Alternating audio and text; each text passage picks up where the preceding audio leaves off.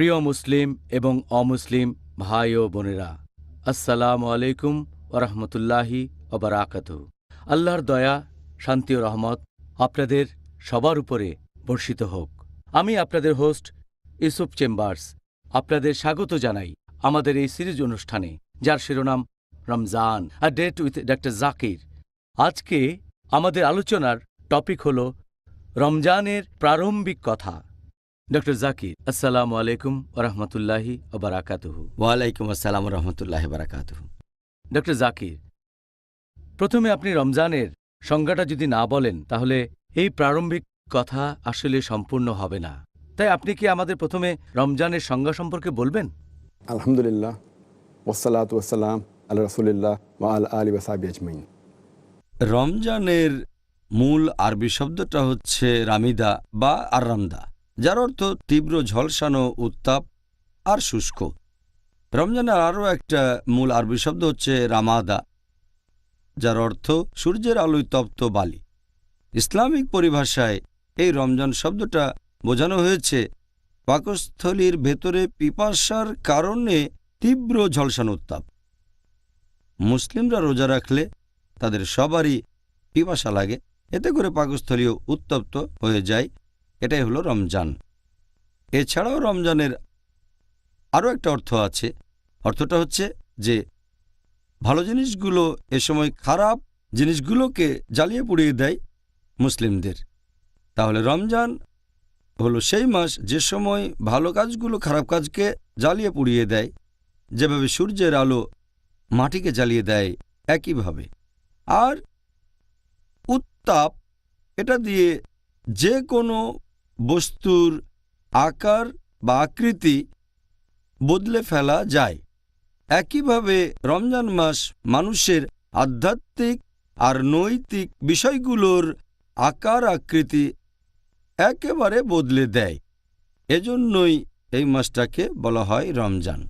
দ্বিতীয় আরেকটা সংজ্ঞা জানতে চাইব, সেটা হলো সাওম অথবা রোজা। আমরা সাধারণত এটাকে রোজা বলেই ডেকে থাকি। আপনি কি এখন আমাদের বলবেন যে এই সাওম অথবা রোজা বলতে আসলে কি বোঝানো হয়? সাওম একটা আরবি শব্দ, এক বচন। সিয়াম হলো বহু বচন। সাওম বা সিয়াম এই শব্দটা এসেছে আরবি শব্দ সামাহ থেকে, যার অর্থ নিজেকে বিরত রাখা, সংযত রাখা সাধারণ জিনিস থেকে। হতে পারে সেটা খাওয়া, পান করা বা কথা বলা। আর যে ব্যক্তি সাওম পালন করে, এসব থেকে বিরত থাকে, সেই ব্যক্তিকে বলা হয়ে থাকে সায়েম। পবিত্র কোরআনে এই শব্দটা আছে সূরা মারিয়াম অধ্যায় নম্বর 19 আয়াত নম্বর 26। ফেরেশতাগণ তখন কথা বলছেন মরিয়ম আলাইহিসসালামের সাথে। তিনি ছিলেন যীশুখ্রিস্ট ভাই সাল্লাল্লাহু আলাইহি সাল্লামের মা। সেখানে এই শব্দটা আছে। এই আয়াতটা পড়লে দেখবেন যে আমি আল্লাহর উদ্দেশ্যে সাওম রাখার মানত করেছি।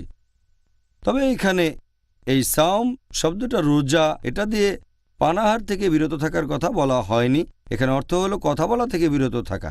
কারণ যদি প্রসঙ্গটা দেখেন, যদি এর আগের আয়াতটা দেখেন পবিত্র কোরআনে সূরা মারিয়াম অধ্যায় নম্বর 19 আয়াত নম্বর 25, বলা হয়েছে যে আল্লাহ সুবহানাহু ওয়া তাআলা মরিয়মকে বলছেন, আল্লাহ তাকে শান্তিতে রাখুন, যে খেজুর গাছের কাণ্ডে নাড়া দাও, তাহলে পাকা খেজুর মাটিতে পড়বে। এর পরের আয়াতে সূরা মারিয়াম অধ্যায় 19 আয়াত 26 বলছে, সেগুলো থেকে আহার করো, পান করো। এরপর বলা হয়েছে, তুমি যদি তখন কোনো মানুষকে দেখো, তাদের বলো, আমি আল্লাহর উদ্দেশ্যে সাওম পালন করছি, আজ আমি কোনো মানুষের সাথে কথা বলবো না। তাহলে যেহেতু এখানে কথা না বলা বোঝাতে সাওম শব্দটা ব্যবহার করা হয়েছে, এর মানে কথা বলা থেকে বিরত থাকা। তবে ইসলামিক পরিভাষায় এই সাওম শব্দটা ইসলামিক শরিয়া অনুযায়ী এর মানে যে ব্যক্তি ইবাদতের কাজে নিবেদিত থাকে আর নিয়ত করে সে এটা করে আল্লাহর খাতিরে, আর সেই ব্যক্তি তখন নিজেকে বিরত রাখে খাওয়া দাওয়া, পান করা ইত্যাদি থেকে। এ সময় সে বিরত থাকে সহবাস থেকেও, এমনকি বীর্যস্খলন থেকেও বিরত থাকে।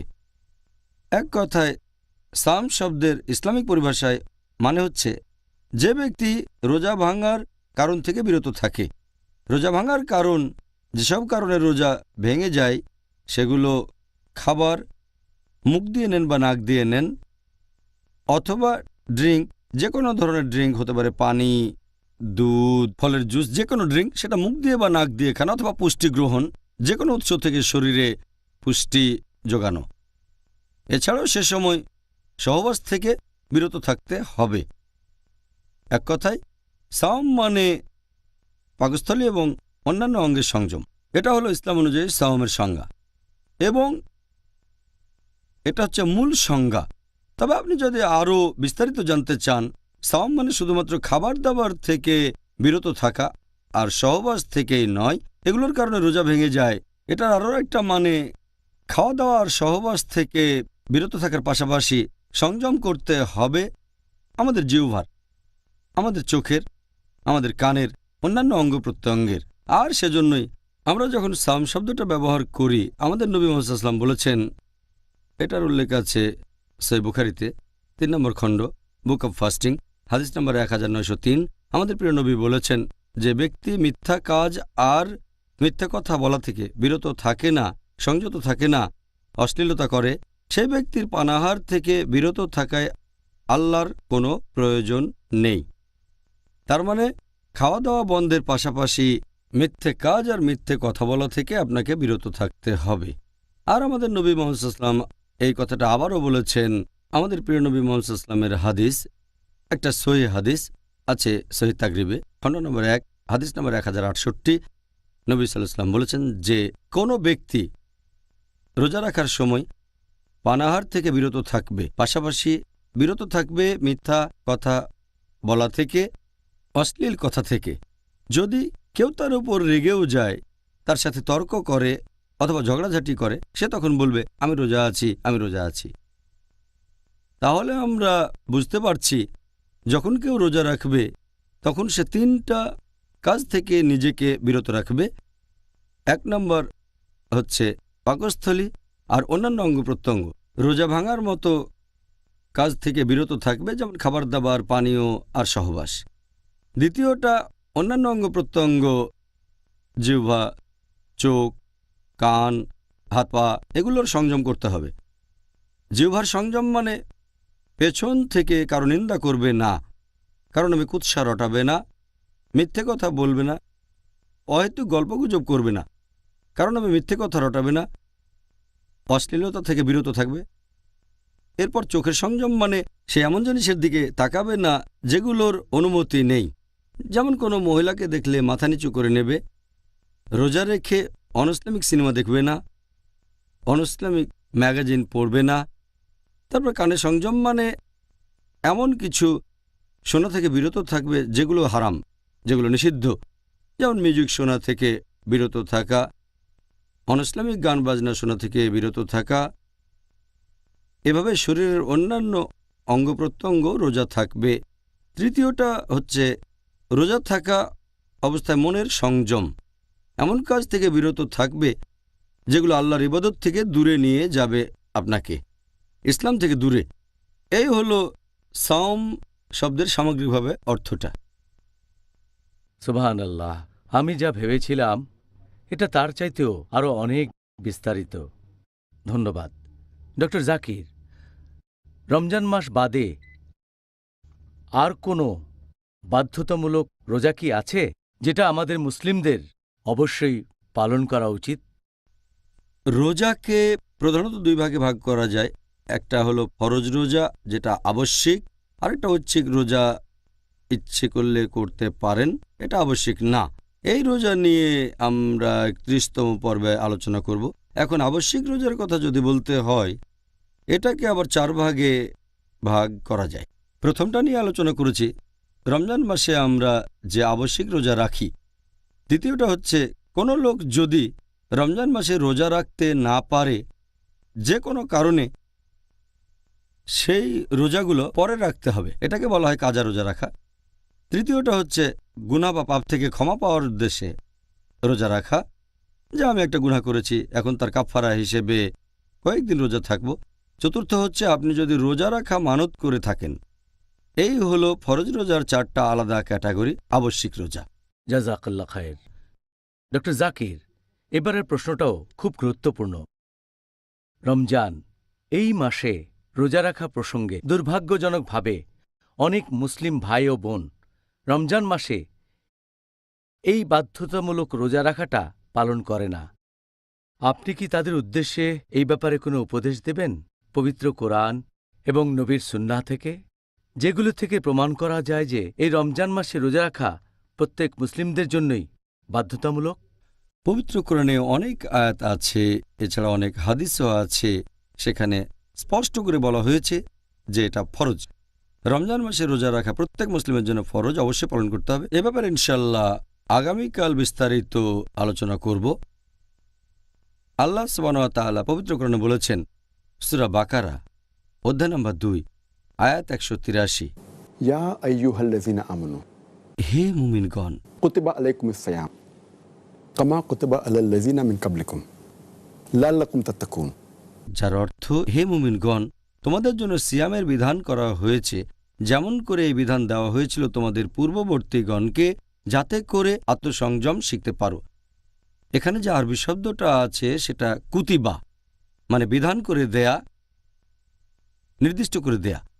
অন্যান্য ফরজ কাজগুলোর পাশাপাশি বিধান করে দেওয়া হয়েছে, তোমাদের জন্য আবশ্যিক করা হয়েছে যে তোমরা রোজা রাখো। তোমাদের পূর্ববর্তীদের জন্য এটা আবশ্যিক করা হয়েছিল, তার মানে আমাদের আগে অন্যদের জন্য এটা আবশ্যিক ছিল, ইহুদি আর খ্রিস্টান এদের জন্য। তারপরে আবশ্যিক করা হয়েছে মুসলিমদের জন্য, ইয়া আইয়ুহাল্লাযিনা আমানু মুমিনদের জন্য। এছাড়াও বলা হয়েছে 1 নম্বর এটা তোমাদের জন্য আবশ্যক, 2 নম্বর তোমাদের আগে যারা ছিল তাদের জন্য, 3 নম্বর পয়েন্ট লাআল্লাকুম তাত্তাকুন, তোমরা যাতে শিখতে পারো আত্মসংযম।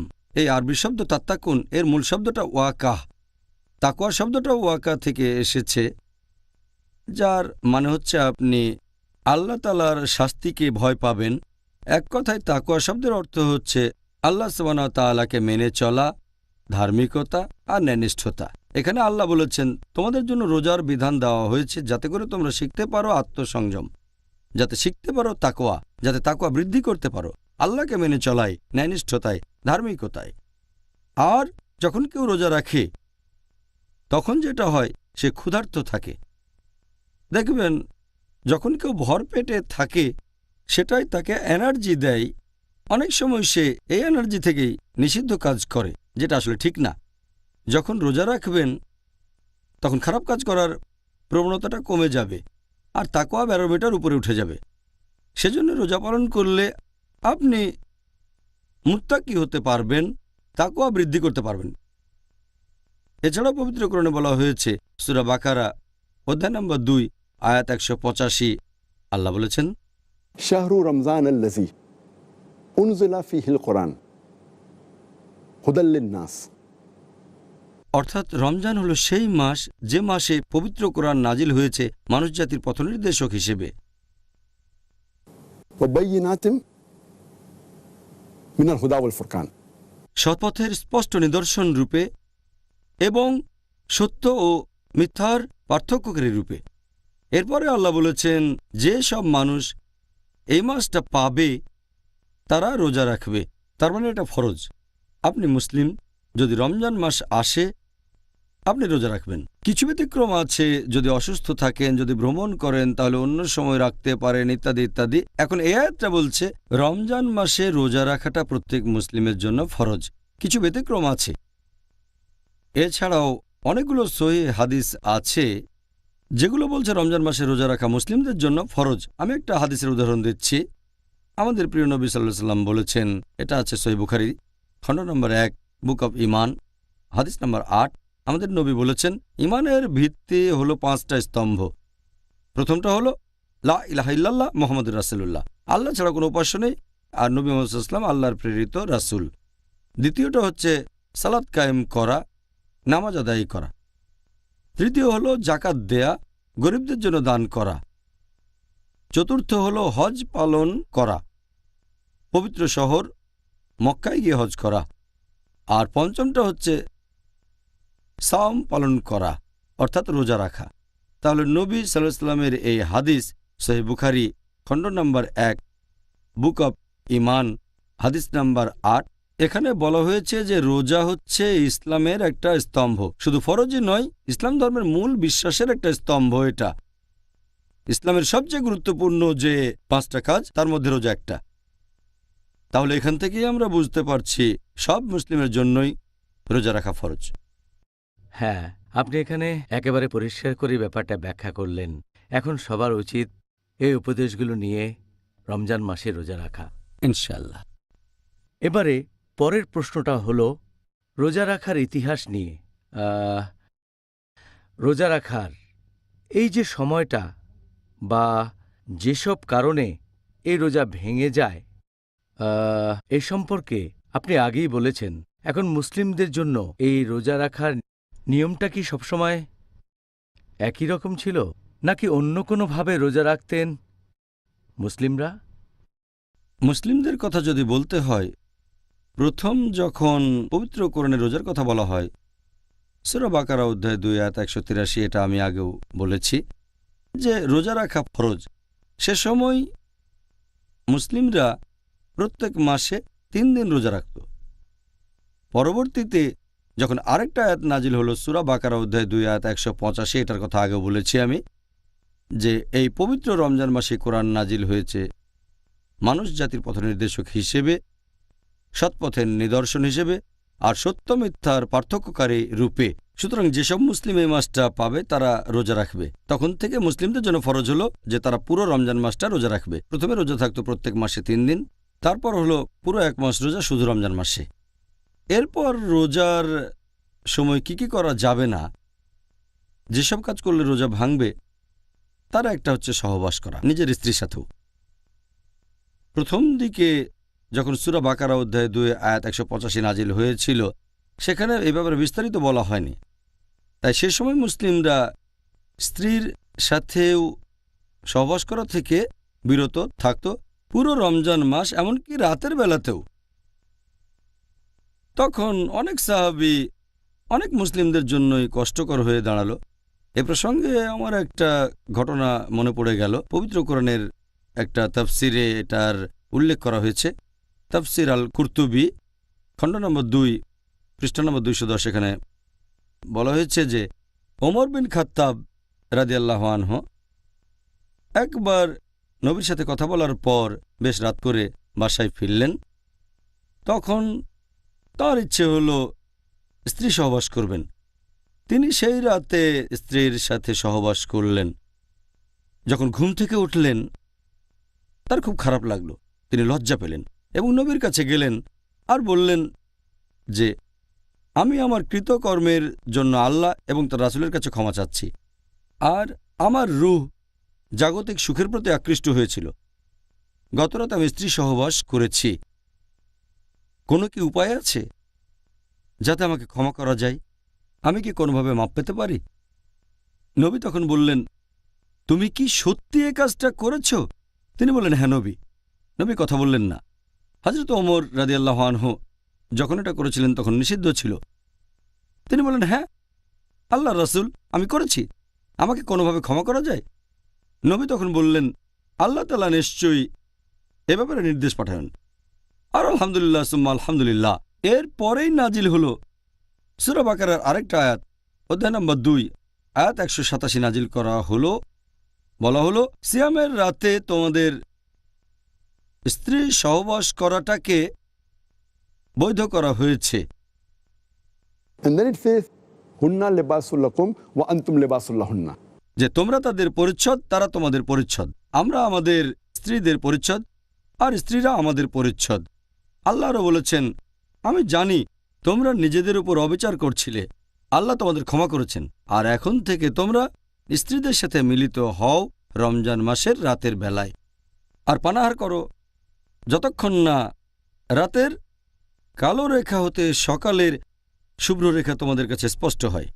তাহলে যখন এই আয়াতটা নাজিল হলো সূরা বাকারা অধ্যায় 2 আয়াত 187, তখন নিয়মটা একটু শিথিল হয়ে গেল যে রমজান মাসে রাতের বেলায় স্ত্রী সহবাস করতে পারবেন, তবে দিনের বেলায় বিরত থাকতে হবে।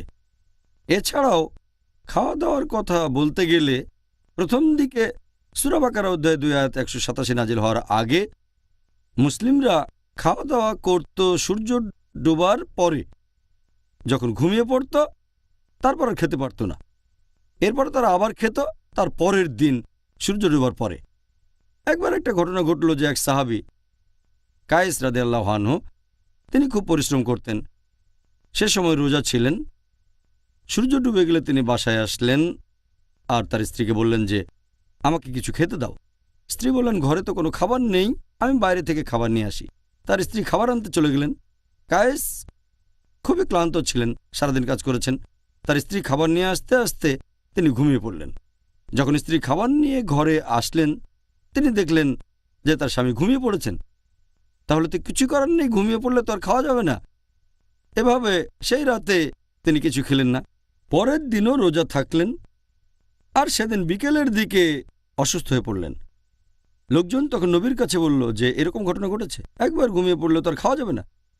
তারপর কোরআনের এই আয়াতটা নাজিল হল, সূরা বাকারা অধ্যায় 2 আয়াত 187।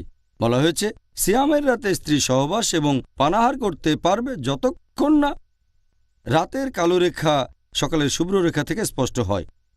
তখন থেকে হলো সেই নিয়ম যেটা এখন আমরা মানি, যে রোজা মানে আপনি খাবার পানীয় বা পুষ্টি থেকে বিরত থাকবেন, সহবাস করা থেকেও বিরত থাকবেন, সূর্যোদয় থেকে শুরু করে সূর্যাস্ত পর্যন্ত।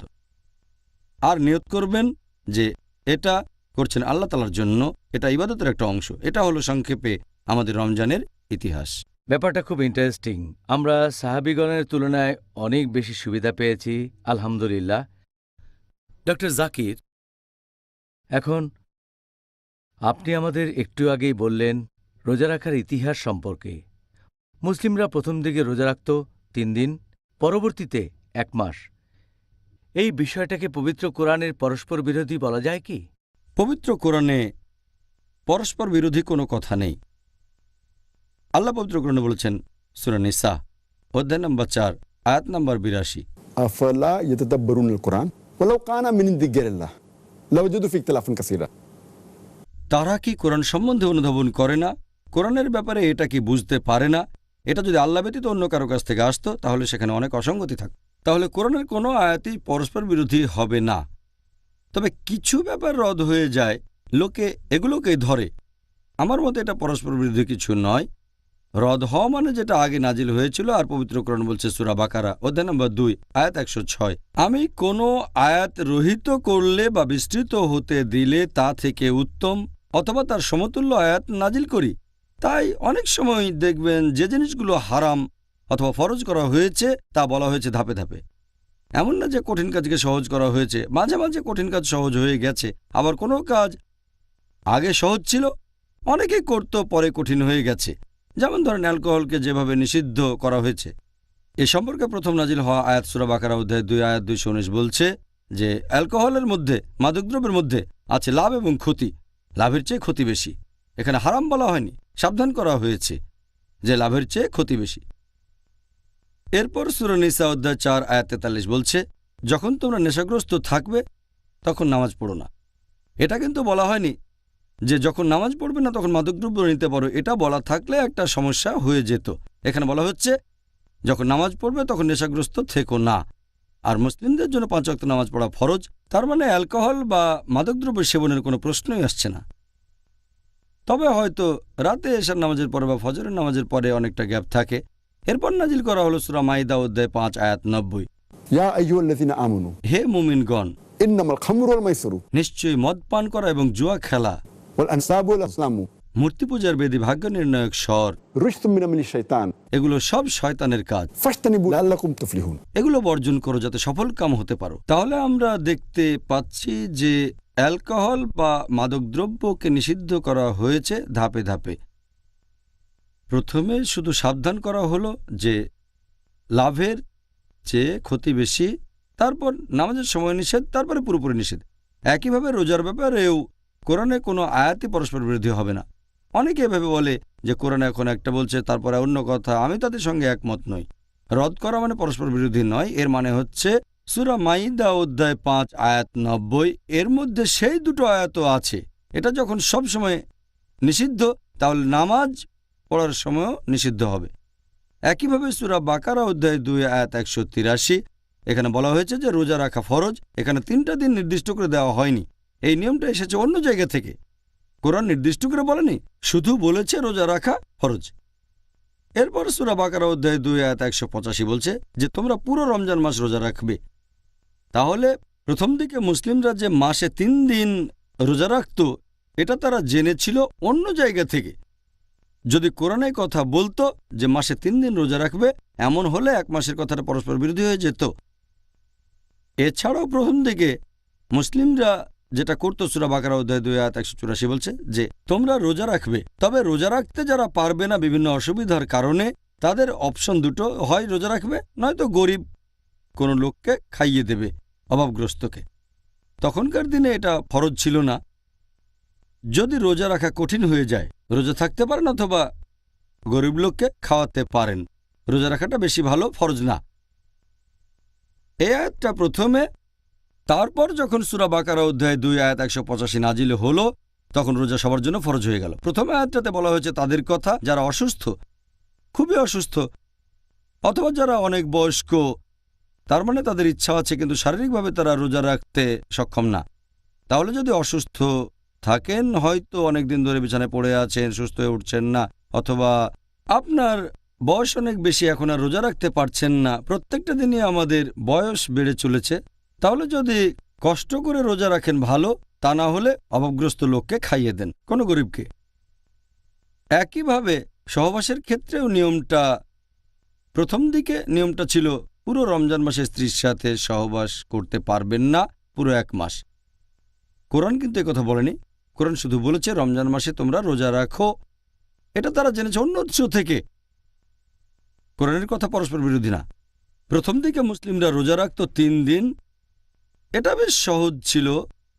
তখন রোজা রাখা যদি কঠিন হয়ে যায়, না চাইলে রোজা রাখবেন না, গরিব লোককে খাইয়ে দেন, তাহলে প্রথম দিকে এটা সহজ ছিল। পরবর্তীতে কঠিন হয়ে গেল। স্ত্রী সহবাসের ব্যাপারে বলতে গেলে প্রথমে এটা কঠিন ছিল, 1 মাস সহবাস করবেন না, তারপর আল্লাহ সহজ করে দিলেন। কোরআনের কোনো আয়াতই পরস্পর বিরোধী না। তবে যেহেতু পবিত্র কোরআন নাজিল হয়েছে 22.5 বছর ধরে, সেখানে কিছু জিনিস নিষিদ্ধ করা হয়েছে একেবারে শুরুতেই, আর কিছু ধাপে ধাপে। কিছু জিনিস ফরজ করা হয়েছে শুরুতেই, কিছু ধাপে ধাপে। রোজা রাখাটা যেহেতু লোকজনের জন্য কঠিন ছিল, তাই ধাপে ধাপে এসেছে। তবে আলহামদুলিল্লাহ, কোরআনের একটা আয়াতও আরেকটার সাথে পরস্পর বিরোধী হবে না, আলহামদুলিল্লাহ। আলহামদুলিল্লাহ। আমার তো মনে হচ্ছে এটা আল্লাহ সুবহানাহু ওয়া তাআলার আলহামদুলিল্লাহ। এটা মানুষ জাতির জন্য একটা রহমত। আল্লাহ তাআলার বিধান প্রয়োগ করার জন্য আমরা এখন থেকে সুযোগ পাচ্ছি। পরের প্রশ্ন, এই প্রশ্নটাও যথেষ্ট গুরুত্বপূর্ণ।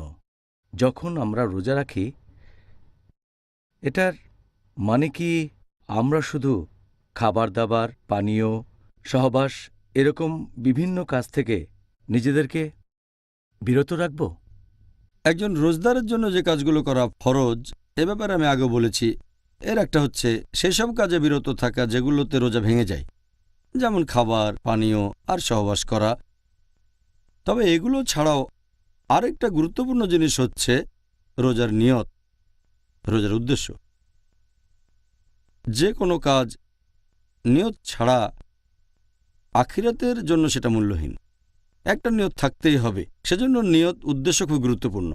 কারণ আমরা রোজা রাখছি আল্লাহ তাআলার সন্তুষ্টি লাভের জন্য। এটা এক ধরনের ইবাদত।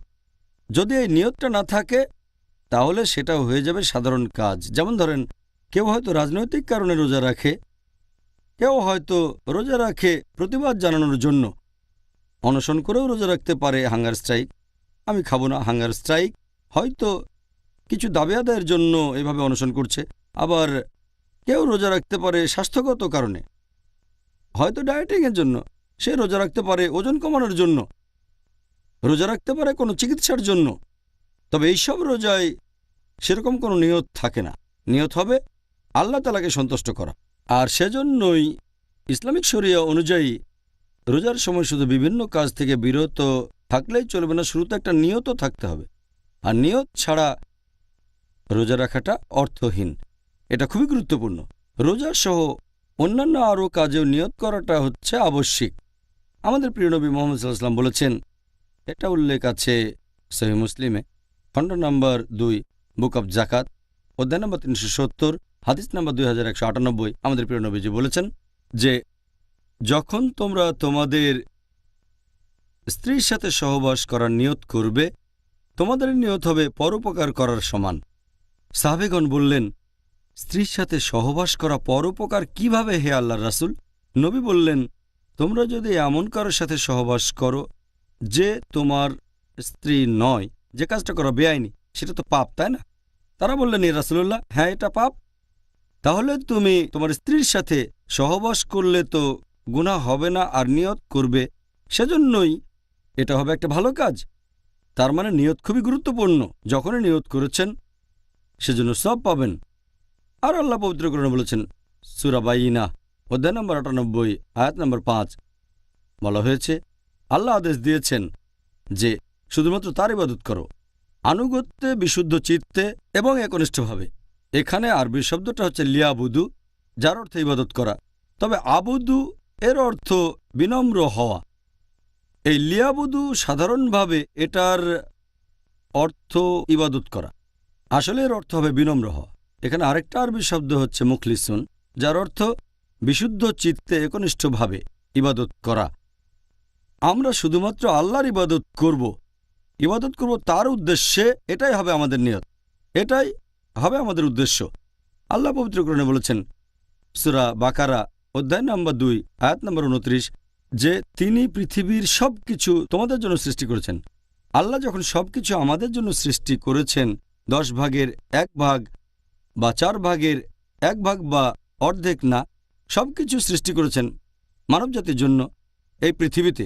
আর সেজন্যই আমরা শুধু তাঁর ইবাদত করব, অন্য কারো নয়।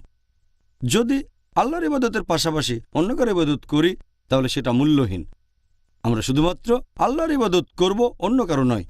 এটা বলা যাবে না যে 2 রাকাত নামাজ পড়ব আল্লাহর জন্য আর 2 রাকাত অন্য কারোর জন্য। বলতে পারবো না যে একটা ছাগল কোরবানি দিলাম আল্লাহর জন্য আর একটা অন্য রাজার জন্য।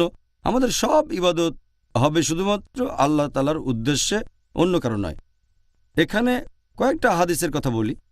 প্রথম হাদিসটা আছে সহিহ বুখারীতে, যে ওমর রাদিয়াল্লাহু আনহু তিনি বলেছেন যে আমাদের প্রিয় নবী মুহাম্মদ সাল্লাল্লাহু আলাইহি ওয়াসাল্লাম বলেছেন, ইন্নামাল আমালা বিন্নিয়া, তোমাদের কাজের ভিত্তি হচ্ছে নিয়ত। তোমাদের কাজের বিচার করা হবে নিয়ত দিয়ে। আর যদি কেউ আল্লাহ এবং তার রাসূলের উদ্দেশ্যে হিজরত করে, সে হিজরত করেছে আল্লাহ এবং তার রাসূলের জন্য। কিন্তু যদি কেউ হিজরত করে পৃথিবীর ধন সম্পদের উদ্দেশ্যে অথবা বিয়ের উদ্দেশ্যে, সে হিজরত করেছে সম্পদ আর বিয়ের জন্য। নিয়ত খুবই গুরুত্বপূর্ণ। যে কাজটা কেন করছেন, হিজরত কেন করছেন, জিহাদ কেন করছেন, তাহলে নিয়ত খুবই গুরুত্বপূর্ণ যে কোনো ধরনের ইবাদতেই। এর মধ্যে সাওম আছে, মানে রোজা। জাযাকাল্লাহ খায়ের। ডক্টর জাকির, এবারে নিয়ত নিয়ে আমাদের আরও প্রশ্ন এই বিষয়টাতেই আছে। কেউ যদি রোজা রেখে, তাকে কি এজন্য সবসময় আগে নিয়ত করতে হবে? আর দ্বিতীয়ত, নিয়ত করার সময়টা আপনি কি এই ব্যাপারে কিছু বলবেন? নিয়তের কথা যদি বলতে হয়, এটা আগেও বলেছি যে নিয়ত করাটা ফরজ। নবী মুহাম্মদ সাল্লাল্লাহু আলাইহি ওয়াসাল্লাম বলেছেন, এটার উল্লেখ আছে সুনান আন-নিসাইতে বুক অব ফাস্টিং, হাদিস নম্বর 2331। আমাদের প্রিয় নবী বলেছেন, সেই লোকের রোজা কবুল হবে না যদি সে আগের রাতে কোনো নিয়ত না করে। তার মানে সবার জন্য যেটা ফরজ, রোজা রাখা। এখানে বলা হয়েছে যে আগের রাতে নিয়ত করাটা হচ্ছে ফরজ। সেটা আগের রাতের যে কোনো অংশে করতে পারেন। আপনি ফজরের ওয়াক্তের ঠিক আগেও নিয়ত করতে পারেন, তাতে কোনো সমস্যা নেই। নিয়ত আপনি রাতের যে কোনো সময় করতে পারেন। একজন লোক রমজান মাসের শুরুতে নিয়ত করতে পারে, এই নিয়তটা সারা মাস বজায় থাকবে। যদি না সে রোজা ভাঙে অসুস্থতা বা ভ্রমণের কারণে, তখন আবার নিয়ত করতে হবে। তবে মাত্র একবার নিয়ত করলেও চলে। অনেক মানুষের মধ্যে এরকম ভুল ধারণা আছে যে শব্দ করে নিয়ত করাটা আবশ্যিক। এটা আসলে ঠিক না। মুখে শব্দ করে বলতে হবে না যে রোজা রাখার নিয়ত করছি, কারণ আমি এই নিয়ত করেছি মন থেকে। যেমন ধরেন, আমি রোজা রাখার জন্য ঘুম থেকে উঠলাম, ফজরের নামাজের অনেক আগে সাহরি করব। তারপর আমার ছেলে যখন সাহরি করার জন্য ঘুম থেকে উঠল শেষ রাতে, সে আমাকে জিজ্ঞেস করলো যে তুমি ঘুম থেকে উঠেছো কেন? আমি বললাম আমরা রোজা রাখবো তাই। সেও তখন বুঝতে পারলো আমার নিয়ত আছে, বলার দরকার নেই যে আমি রোজা রাখছি, নিয়তটা তো আছে। তাহলে নিয়ত থাকতে হবে মনের ভেতরে। মুখ দিয়ে শব্দ করে বলতে হবে না। অনেক মানুষ এরকম ভাবে। আর আমি এমন কোনো হাদিসের কথা জানি না যেখানে আমাদের নবী বা সাহাবীগণের কেউ শব্দ করে নিয়ত করেছেন আমি রোজা রাখছি। নিয়ত থাকবে মনে। আর 1 মাস রোজার জন্য একবার নিয়ত করলে যথেষ্ট। এর মধ্যে ভাঙলে আবার নিয়ত করতে হবে। তবে এটা শুধু ফরজ রোজার ক্ষেত্রে। ঐচ্ছিক রোজার ক্ষেত্রে যে রোজাগুলো ফরজ না সেখানে নিয়ত করাটা ফরজ না, এরকম একটা সহি হাদিসের উল্লেখ আছে সুনান আল নিসাইতে, বুক অব ফাস্টিং, হাদিস নম্বর 2323। একবার নবী তার স্ত্রীকে বললেন যে আমাকে খেতে দাও। স্ত্রী বললেন ঘরে কোনো খাবার নেই। নবী বললেন রোজা থাকছি। তার মানে আগের রাতে তার রোজা রাখার নিয়ত ছিল না, তিনি সেই সময়ই রোজাটা রাখলেন। ভোরবেলা থেকেই না খেয়ে আছেন, তবে রোজা রাখার নিয়তটা করলেন সকালে। তাহলে ঐচ্ছিক রোজার ক্ষেত্রে নিয়ত করাটা আবশ্যিক কিছু না। তবে যদি ঐচ্ছিক রোজাটা গুরুত্বপূর্ণ হয়ে থাকে, যেমন আশুরা, মুহররম মাসের 10 তারিখ অথবা হতে পারে আরাফাতের দিন, এসব ক্ষেত্রে আগের রাতে নিয়ত করাটা উচিত, কারণ এই রোজাগুলো খুব গুরুত্বপূর্ণ। অন্যান্য ঐচ্ছিক রোজাগুলোর ক্ষেত্রে আগের রাতে নিয়ত করাটা আবশ্যিক না। নিয়তের ক্ষেত্রে আরও 3টা জিনিস খুবই গুরুত্বপূর্ণ। 1 নাম্বার, যদি কেউ জোর করে আর তখন কোনো নিয়ম ভাঙলে মাপ পাওয়া যেতে পারে, অথবা ভুল করে যদি কেউ নিয়ম ভাঙে, আল্লাহ পবিত্র কোরআনে বলেছেন সূরা নাহল অধ্যায় নম্বর 16 আয়াত নম্বর 106, যদি কেউ আল্লাহর উপর ঈমান আনে তারপর যদি সে অবিশ্বাসের কোনো কাজ করে, তার মানে কুফরি করে। যদি জোর করা না হয়, তার মানে জোর জবরদস্তির কারণে যদি কুফরি বা শিরক করেন, আল্লাহ ক্ষমা করতে পারেন। যদি কেউ জোর করে কারো রোজা ভাঙিয়ে দেয় কিন্তু তার নিয়ত আছে, আল্লাহ ক্ষমা করতে পারেন। আর আল্লাহ কোরআনে বলেছেন সূরা বাকারা অধ্যায় 2 আয়াত নম্বর 286 যে হে প্রতিপালক, আমাদের পাকড়াও করো না, আমাদের তুমি দায়ী করো না যদি আমরা কখনো বিস্মৃত হয়ে যাই অথবা ভুল করে ফেলি। তাহলে যদি কেউ রোজার সময় ভুল করে পানি খেয়ে ফেলে, আল্লাহ ক্ষমা করতে পারেন, অথবা যদি কোনো রকম ভুল করে, আল্লাহ হয়তো ক্ষমা করবেন। এ ব্যাপারে পরে আলোচনা করব। সুবহানাল্লাহ, আপনি অনেক গুরুত্বপূর্ণ কিছু কথা জানালেন। আমি শিওর দর্শকরাও এই অনুষ্ঠানটা দেখে দারুণভাবে উপকৃত হবেন ইনশাআল্লাহ, ইনশাআল্লাহ। আরেকটা বিষয় নিয়ে আমি কিছুদিন সমস্যার মধ্যে ছিলাম। সেটা হলো যে রোজা রাখা তো ইসলাম ধর্মের একটা স্তম্ভ, তাই না? এখন আল্লাহর ইবাদত করার এই যে পদ্ধতি, এটার সাথে ইসলামের অন্য 4টা স্তম্ভ, এর মধ্যে কোনো পার্থক্য আছে? একথা আমি আগেও বলেছি যে ইসলামের 5টা স্তম্ভ, আর এর সবগুলো গুরুত্বপূর্ণ। তবে অন্যান্য স্তম্ভগুলোর সাথে এই সাওম অথবা রোজার যে পার্থক্য আছে তা হচ্ছে যে ইসলামের অন্যান্য স্তম্ভগুলো, হোক সেটা নামাজ অথবা জাকাত অথবা ধরেন হজ, এই কাজগুলো মানুষকে দেখানোর জন্য করা যেতে পারে। লোক দেখানো কাজগুলো করতে পারে অন্যকে দেখানোর জন্য, যে আমি সবাইকে দেখাতে চাই আমি খুব ধার্মিক। নামাজ পড়লাম লোকজনকে দেখানোর জন্য, আর হজ করতে গেলাম এটাও মানুষকে দেখানোর জন্য, এটা হতে পারে। জাকাত দিলাম যাতে লোকজন মনে করে যে আমি খুব পরোপকারী। তবে এভাবে রোজা রাখাটা সম্ভব না, এটা লোকজনকে সেভাবে দেখানো যায় না। কারণ একজন মানুষ রোজা রাখতে পারে আর সবার চোখের আড়ালে খাবারও খেতে পারে, পানিও খেতে পারে। তবে যে সতী রোজা রাখে আর এই সব কাজ থেকে নিজেকে বিরত রাখে, সে এটা করে শুধু আল্লাহর জন্য, অন্য কারোর জন্য নয়। এটাই হচ্ছে রোজার সাথে ইসলামের অন্যান্য স্তম্ভের পার্থক্য। আর আমাদের নবী মুহাম্মদ সাল্লাল্লাহু আলাইহি ওয়াসাল্লাম বলেছেন, এটার উল্লেখ আছে সহিহ বুখারীতে খণ্ড নম্বর 3 বুক অব ফাস্টিং হাদিস নম্বর 1904। আমাদের প্রিয় নবী মুহাম্মদ সাল্লাল্লাহু আলাইহি ওয়াসাল্লাম বলেছেন যে আল্লাহ বলেছেন, আদম সন্তানেরা পৃথিবীতে যে সমস্ত কাজ করে সেগুলো শুধুমাত্র তাদের জন্য, তারা নিজের জন্য করে, কিন্তু রোজা রাখে আমার জন্য, আর আমি তাকে পুরস্কার দেব। এবং রোজা হচ্ছে ঢাল স্বরূপ। যে রোজা রাখবে সে বিভিন্ন অশ্লীল কাজ থেকে বিরত থাকবে, বিরত থাকবে মিথ্যে কথা বলা থেকে, বিরত থাকবে ঝগড়া করার থেকে। তখন যদি কেউ তার উপর রেগে যায় আর গালমন্দ করে, সে বলবে আমি রোজা আছি, আমি রোজা আছি। এরপরে হাদিসটা আরও বলছে, মুহাম্মদ সাল্লাল্লাহু আলাইহি ওয়াসাল্লাম বলেছেন যে আমি আল্লাহর নামে শপথ করে বলছি, যার হাতে রয়েছে মুহাম্মদের রূহ, যে একজন রোজা পালনকারীর মুখের গন্ধ আল্লাহ তাআলার কাছে কস্তুরীর গন্ধের চেয়েও মিষ্টি। আর যে রোজা রাখে সে দুইবার আনন্দ উপভোগ করে, একবার যখন সে রোজা ভাঙে, আরেকবার যখন প্রতিপালকের সাথে মিলিত হয়। তাহলে এই হাদিসে বেশ কয়েকটা পয়েন্ট আছে। 1 নম্বর, রোজা রাখবেন শুধু আল্লাহ তাআলার জন্য, মানুষকে দেখানোর জন্য না। 2 নম্বর, রোজা হলো ঢাল, একটা নিরাপত্তা। রোজা আমাদের দূরে রাখবে ভুল কাজ থেকে, খারাপ কাজ থেকে, অশ্লীলতা থেকে। কেউ যদি রেগে যায় তাহলে তাকে এটা বলে শান্ত করবেন, আমি রোজা আছি, রোজা আছি। আর একটা হাদিস মুহাম্মদ সাল্লাল্লাহু আলাইহি ওয়াসাল্লাম বলেছেন, এটা আছে সহিহ বুখারীতে, খণ্ড নম্বর 3, হাদিস নম্বর 2038, যে শয়তান আমাদের মানুষদের শরীরের ভেতরে রক্তের মতোই ঘুরে বেড়ায়। যখন আমরা রোজা থাকি আমাদের ক্ষুধা লাগে, আর ক্ষুধা লাগলে আমাদের এনার্জি লেভেল কমে যায়। তখন খারাপ কাজ করার মনের মধ্যে ইচ্ছেটা জাগে না, তাকওয়ার লেভেল বেড়ে যায়। কারণ যখন খাবার খাই সেটা রক্তে চলে যায়। যখন সংযত থাকি তখন শয়তানের পদচিহ্ন অনুসরণের ক্ষেত্রেও সংযত হয়ে যায়। সেজন্য আমরা যখন রোজা রাখি আমাদের তাকওয়া লেভেলটা বেড়ে যায়। ডক্টর জাকির, রমজান এটা আসলে একটা অসাধারণ মাস, আর আমি নিজেও এটা ভালোভাবে উপলব্ধি করেছি যে এই পবিত্র রমজান মাসে সব মুসলিম ভাইবোনদের মধ্যে সুন্দর একটা বন্ধন তৈরি হয়। এই রমজান তার ভ্রাতৃত্ববোধ সম্পর্কে বিশেষ কিছু কি বলা হয়েছে? আমাদের প্রিয় নবী মুহাম্মদ সাল্লাল্লাহু আলাইহি ওয়াসাল্লাম বলেছেন যে মুসলিমরা হলো একটা শরীর, পৃথিবীর সব মুসলিম তারা একটা শরীর। আর আপনারা যদি ভালো করে দেখেন পৃথিবীর মুসলিমরা তারা আলাদা।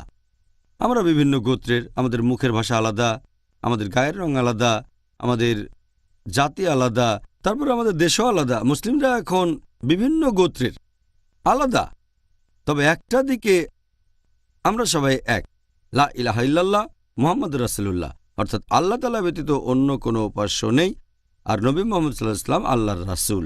তাহলে এই কালেমার উপর ভিত্তি করে আমরা পৃথিবীর সব মুসলিম এক।